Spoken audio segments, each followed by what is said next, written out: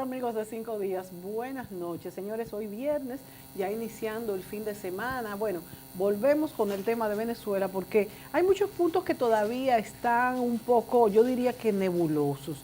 Hay gente en la calle que me pregunta, bueno, pero Mónica, es verdad que Venezuela ha vivido unos años de una tensión política, social, de escasez, de devaluación, pero también hay cosas que no entendemos. Porque, por ejemplo, Juan Guaidó se autoproclamó. Un presidente no puede engancharse un micrófono y decir que ahora yo soy el presidente de la República, por ejemplo.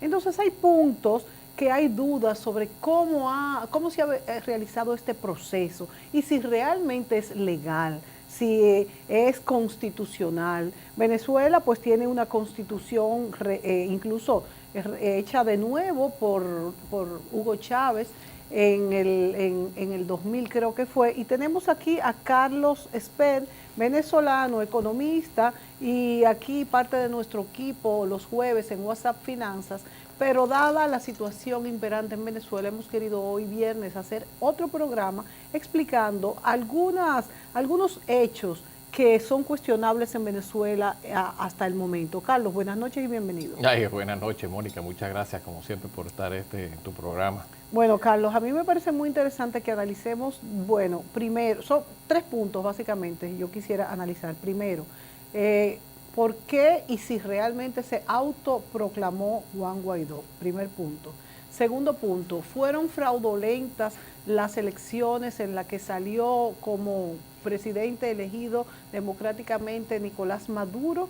Y tercero, y yo creo que es un punto muy importante, porque es un momento de inflexión en toda esta historia de Venezuela de los últimos años, en el momento que la Asamblea Nacional es ganada por la oposición y no fue reconocida cuando los 3 diputados de Amazonas, de esa zona de Amazonas, fueron impedidos de llegar como diputados, fueron 4, 1 del gobierno y 3 de la oposición, y no se volvieron a hacer pues elecciones y se eligió una Asamblea Nacional Constituyente que fue parte de la, vamos a decir, del gobierno entera. ¿Hasta qué punto esto fue legítimo o no fue legítimo? Yo creo que eso aclararía bastante la situación actual, Carlos.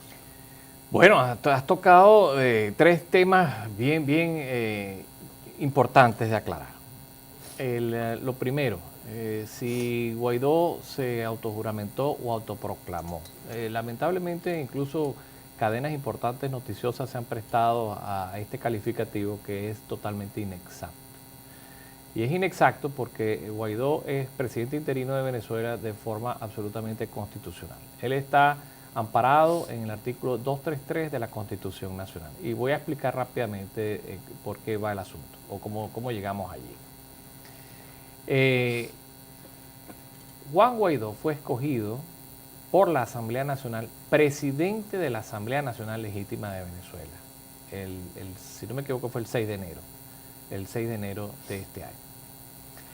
Había un pacto de alternabilidad entre los partidos que fueron obteniendo primero, segundo, tercera y cuarta posición en las elecciones de la Asamblea Nacional, que reconocemos como legítima, ¿cierto? Y por eso Acción Democrática fue el primero, después Un Nuevo Tiempo el segundo, y así sucesivamente. Ahora toca el turno a la gente de Voluntad Popular, que es la gente encarnada en Leopoldo López, pero Leopoldo López, sabemos, cumple prisión domiciliaria. Después teníamos el número 2, que era Freddy Guevara, que había sido vicepresidente de la Asamblea, pero como todos sabemos, el gobierno lo persigue, lo quiere meter preso, lo declaró traidor a la patria y está asilado en la embajada de Chile ¿verdad? ¿Y desde cuándo? ¿Desde cuándo está asilado? Lleva ya más de un año y pico, desde el año pasado. Sí. Entonces, bueno, Juan Guaidó, que era el número 3 del partido, pues como había un principio, un pacto de caballeros del acuerdo de alternabilidad, es juramentado como presidente de la Asamblea Nacional Legítima de Venezuela. Otra pregunta, Carlos, es si el gobierno ha aceptado estos presidentes legítimos de la Asamblea Nacional, puesto que ellos han nombrado una Asamblea Constituyente. Claro que no, pero vamos a ver por qué es legítimo. Sí. La Asamblea Nacional declaró el abandono del cargo en el 2017 y lo ratificó en el 2018. El hecho de que el tirano despache desde Miraflores y siga robando el erario público nacional no significa que no esté usurpando funciones. ¿Ok? Él no solamente fue declarada la vacante porque es que sencillamente no está, vamos a ver, está acabando con un país. Él no fue elegido para acabar con un país, por ende se decreta por vía de la Asamblea Nacional el abandono del cargo, porque no está cumpliendo las funciones. El abandono del cargo, la causa fue la mala administración económica. Absolutamente, bueno, la mala administración, la pesadilla que le está haciendo vivir a los venezolanos, o sea, es sencillamente el incumplimiento de sus funciones, efectivamente. Esa es la causal básica para el abandono del cargo. Esa decisión fue ratificada, por ende Maduro ni siquiera era ya presidente, además es que tenía sentencia firme del Tribunal Supremo de Justicia por corrupción administrativa, 18 años y 3 meses. O sea, que es un individuo que es reo de justicia. Ahora caemos en lo de la elección fraudulenta. El año pasado este señor adelanta las elecciones, Maduro estamos hablando, decide adelantar las elecciones para mayo. Y, que fue ese adelanto de las elecciones fue fruto de las negociaciones en nuestro país, cuando estuvo con el expresidente. Pero acuérdate que no llegaron a firmar absolutamente sí, no nada. o sea, la oposición no firmó. No, fue un acto absolutamente unilateral por parte de él. Además, él estaba perdiendo ya aún más apoyo popular del que ya no tenía y decidió adelantar las elecciones para... ¿Por qué no firmó la oposición, Carlos, esa nueva fecha de elecciones? Porque sencillamente ya se avisoraba en esa propuesta de negociación todo lo que finalmente ocurrió en las elecciones de mayo del año pasado. La MUD fue impedida de participar como tarjeta única. Pero eso no estaba también en esa carta que se firmaba, que no fueran impedidos los partidos de oposición. Claro, pero eso no lo aceptaba el gobierno. O sea que ellos no aceptaron soltar a estas personas ellos querían imponer sí las elecciones. Ellos querían imponer absolutamente todas las condiciones de esa contienda electoral. Bueno, pero es muy importante, Carlos, entonces, para entender este asunto, ver qué aceptó el gobierno de Nicolás de Maduro en esta negociación y qué no aceptó. Porque si decimos, bueno, la oposición no firmó estas elecciones, podría decirse que la que abandonó, la que dejó el espacio vacío fue la oposición. Pero si había unas condiciones que el gobierno no aceptó, entonces es distinto. Vamos a ver, la negociación era básicamente para crear las condiciones óptimas para una elección universal, directa, secreta y supervisada. De eso se trató. Si a la final, después de por muchas conversaciones y por meses y semanas que estuvieron aquí, el documento final lo que prevé es que ellos son los que van a imponer las condiciones, ellos son los que van a imponer los observadores, ellos son los que van a dictar las reglas de juego para que la Mesa de la Unidad Democrática no pueda participar con tarjeta única, sino que se pulverice la unidad. Además de eso, sacaron candidatos de ellos mismos para que hubiese una supuesta competencia a los ojos del mundo de que había... ¿Cuál fue la razón que ellos argumentaron para que la Mesa de Unidad Democrática no pudiera participar en conjunto? No, la ilegalizaron. Pero es que no es... Acuérdate que ellos se tiran en las responsabilidades. Si tú le preguntas eso a Maduro, decir, no, eso fue una decisión del Consejo Nacional Electoral, del Tribunal Electoral. Pero el Tribunal Electoral... El Tribunal Electoral la prohibió desde ellos, absolutamente de ellos. Pero un apéndice del partido de gobierno, del régimen. Entonces, ahí es donde tú te das cuenta de toda la trama detrás de... ellos sabían. O sea, cuando estamos hablando de que la Asamblea Nacional Legítima ganó con el 70% de la votación, ganó con mayoría calificada. Esa es la razón, y ahora respondo a tu pregunta, del por qué los diputados de Amazonas fueron impedidos de asumir sus funciones. Porque era para romper la mayoría calificada necesaria, incluso, por ejemplo, para actos como reforma constitucional. Entonces, lo vieron como una gran amenaza. En ese sentido, inventaron toda esta cosa del fraude de Amazonas y bueno, lo que debió proceder era una elección inmediata. 4 años después, señores, teniendo ellos el Consejo Nacional Electoral, pregúntenme si ha habido alguna disposición a hacer las elecciones, a repetir las elecciones de Amazonas. O sea, nunca hubo realmente la intencionalidad de reconocer la legitimidad de la Asamblea Nacional. Nos tenemos que ir a la pausa, Carlos, pero me gustaría ampliar un poquito más en el segmento que viene. No se pudieron hacer fórmulas por las cuales repetir estas elecciones que ellos decían fraudulentas en el Amazonas, para que realmente esa Asamblea Nacional no perdiera legitimidad. Volvemos en el próximo segmento.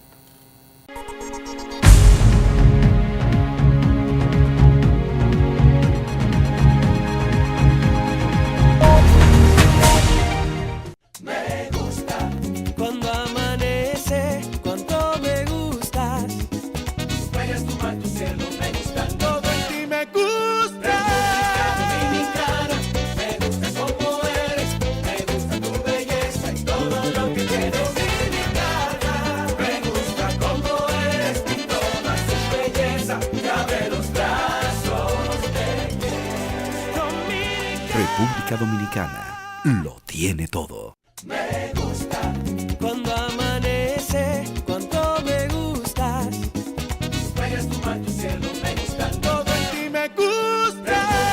Dominicana, me gusta como eres. Me gusta tu belleza y todo lo que tienes. Dominicana, me gusta como eres y toda su belleza. Que abre los brazos de Dominicana. República Dominicana lo tiene todo.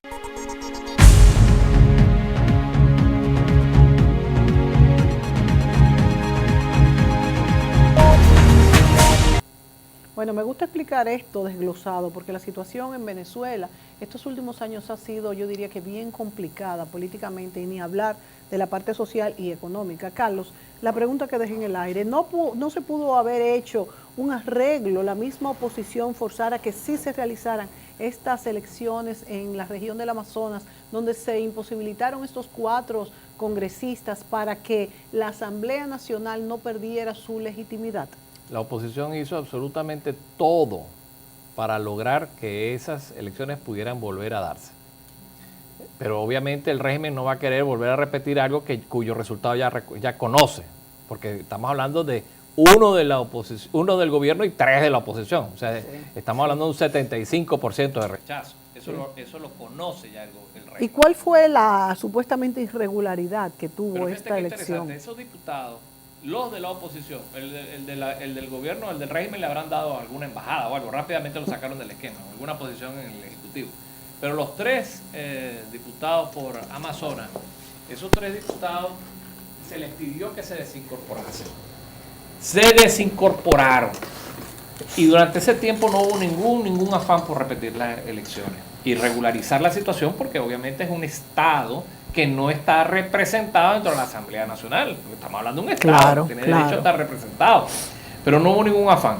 Esos diputados se cansaron de esperar, se reincorporaron. Entonces, a partir de ahí, el mayor despliegue del régimen por desconocer a la... ¿Qué fue lo que pasó entre la...? Eso ocurrió en el mismo año. Sí, pero pasaron varios meses en lo que se volvieron a reincorporar. Desde enero hasta diciembre, efectivamente. Desde enero hasta diciembre, o sea, todo un año. Pasó año este Estado sin ninguna representación. No, sigue sin representación. Sigue sin representación. Sigue sin representación. Porque también he oído la opinión de que eso era mentira, que ellos no se desincorporaron y por eso fue que los descalificaron. Sí. Además de que están las actas propias que se levantan en las sesiones de la Asamblea. Pero te repito, no era algo que realmente el régimen estuviera interesado en resolver. Tanto así que después que estaban incorporados y cambió la directiva de la Asamblea Nacional, cambió la directiva, cuando estaban por resolver la situación de desincorporar nuevamente para allanar obstáculos, lo que le dijo el régimen fue, no, pero los tienes que desincorporar la directiva del año pasado, no la nueva. Dice, pero ¿cómo es eso? No, sí, porque quien los aceptó fue la directiva del año pasado, entonces los tiene que desincorporar la directiva del año pasado. Pero es que estamos en una directiva nueva, ¿cómo va a ser así? Y eso lo dijo el Tribunal Supremo de Injusticia, ese que preside don Michael Moreno, el doble homicida. ¿Por qué tú lo llamas así, Carlos? Porque lleva 2 muertos encima, ¿no? Él es reo de justicia por 2 asesinatos. Sí, pero ¿y el que se tiró? El que juramentó a Maduro. Ese tiene 2 muertos arriba. ¿Y está constatado esto? Sí, claro, estuvo preso y sentenciado. ¿También? Liberado, nuevamente cuando liberó, volvió a asesinar a otro, lo volvieron a meter preso y sentenciado. O sea que es reincidente. Es reincidente, sí, bueno, pero sabemos el tipo de criminales que se busca el usurpador. También dicen que también Capriles es reo de la justicia. Capriles, el de la... Enrique Capriles Sí, Radón. sí. Estuvo preso, fue preso político, sí.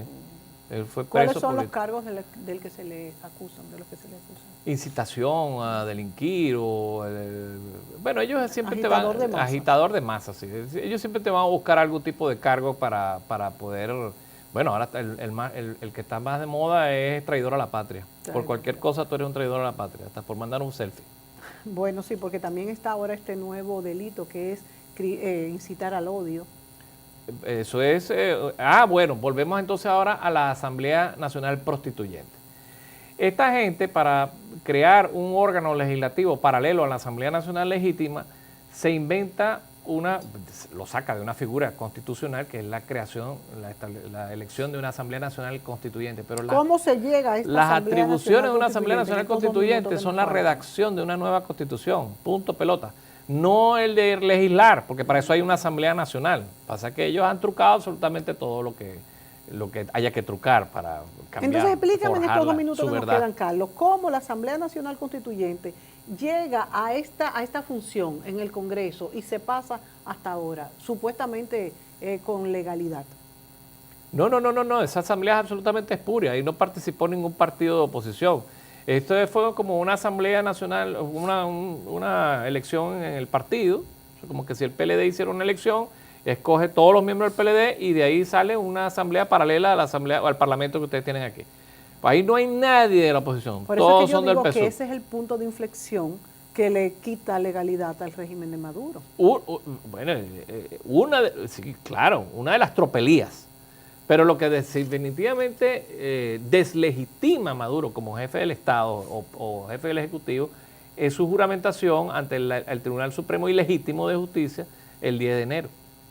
Bueno, Porque y se es le acabó cuando- su y es periodo cuando acaba presidencial su y nadie periodo. le reconocía Sí. las elecciones fraudulentas. Es cuando acaba. Bueno, yo creo que hemos dado un panorama bien importante de esos 3 puntos básicos que se tocan y se dice, bueno, pues que Juan Guaidó se autoproclamó que la Asamblea Nacional Constituyente es la legítima y la última, ¿por qué estas últimas elecciones de Nicolás Maduro no fueron legítimas? No las ganó legítimamente. Correcto, son absolutamente fraudulentas. Y no hubo ni siquiera observadores internacionales Bueno, dicen que hubo muchos observadores de de todas ellos. partes. Es que volvemos siempre a lo mismo. Sí, es un pero tema hay absolutamente que parcializado. hay que aclarar que esta firma de la celebración de estas elecciones, según tú has expuesto, no se firmó, la oposición no firmó porque no se cumplieron todas las exigencias que ellos pedían, entre ellas que la Mesa de Unidad Democrática participara como una coalición de forma conjunta que la democracia lo permite. Pero tú has dicho algo muy interesante. Smartmatic, que es la empresa que estaba encargada del conteo de los votos o del trámite de los votos electrónicos, porque en Venezuela se vota digitalmente, electrónicamente.